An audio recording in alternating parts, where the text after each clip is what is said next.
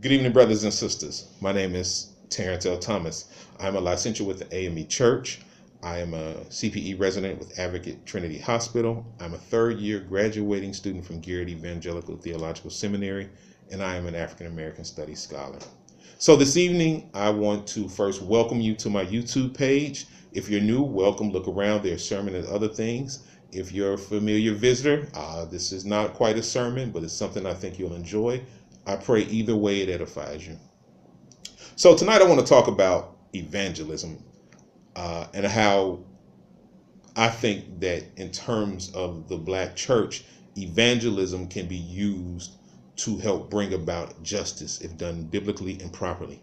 Now I know in the Black community, evangelism and evangelical are words that can go either way. They're like time bombs. They're like rolling of the dice.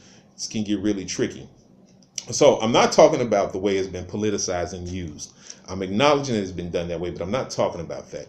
In fact, one of my professors, Dr. Mark Teasdale, wrote a wonderful book called Evangelism for Non-Evangelists. And in it, he talks about that while evangelism is an ism, it's not an ism rooted in power or trying to oppress. And so the Black church isn't trying to tell anybody what to do. It's not trying to, in the context that I'm about to propose, say your position is wrong. It just says we believe in the gospel message of Jesus Christ. We believe in the good news above all others. If you accept it, great. If not, we still love you. So we're not trying to pass laws or anything like that. In fact, I'm trying to push us another way to develop a new community and a new hermeneutic or biblical interpretation of justice and resistance so that we can actually reconnect with the community.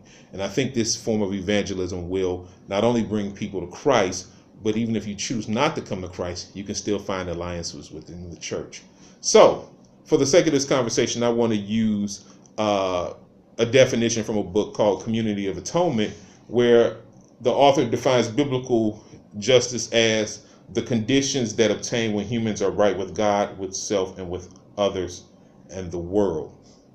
I think that that's critical because it's not just hey, you need to come in and get saved so you want to go to hell. We're not doing that. That's not necessarily justice, and not every Christian believes in hell. So what do we do with that, right? Will we take that off the table? So I want us to now focus on this. How do we get right with God, with ourselves, with other, and the world? In fact, the Christian mandate, one of the scriptures that speaks to my heart, and it doesn't get talked about a lot, unfortunately, or if it does, it's hyper-spiritualized, is Luke 4:18 through 21. And that's Jesus's first public ministry in Galilee. That's when he went home to Nazareth and then he went out. And I love the scripture because it says, the Spirit of the Lord is upon me because he has anointed me to bring good news to the poor. He has sent me to proclaim release to the captives and recovery of sight to the blind, to let the oppressed go free, to proclaim the year of the Lord's favor. And so with that, Jesus is saying, hey, look, I ain't come here just to, tell you about hell or be disruptive to the community. I came to set community by setting those in the margins free. Like James Cone said, evangelism can be a political tool. It can set community. It can build bridges. And so I think that this can be done if we, one, reconceptualize how we approach people. Justice is a biblical mandate. Not spiritual justice, but also natural justice. So I think that part of our evangelizing is being in the community and being engaged in conversations with the community that show not only in word, but in deed, the gospel message of Jesus Christ, the good news. I think we also can use the practice of telling our story. If I had time, I would tell you how God brought me to a place of justice by showing me justice, grace, and mercy. How God, not only in the spiritual sense, but in the natural sense, put things in place to help me go to seminary, take care of my family. There were some situations, legal situations that I wasn't aware of that God helped deliver me from. And it's not simply saying that God is just here to be worshiped and adored. And, those things are important. And if you don't, you're going to get spanked. No, there's something deeper that we can do here as we bring people to Christ.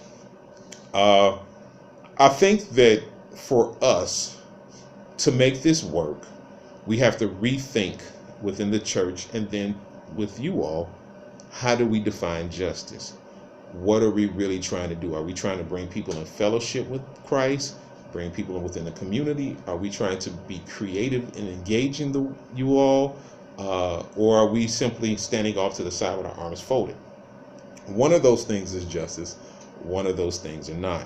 And so I think that by focusing on the things that are justice, building community, taking care of the poor, freeing those who are imprisoned, helping heal the sick, giving sight to the blind, reconciling people with God, themselves, and the world, we can then bring about a change through the church. We can then bring people into the good news, however they define it. And then not only that, once they're there, we can continue to develop and become stronger Christians. Listen, I'm just about out of time. I just want to drop that on your spirit. Hit like if you like it. If not, leave a comment, explain why. God bless you. I hope to talk to you soon.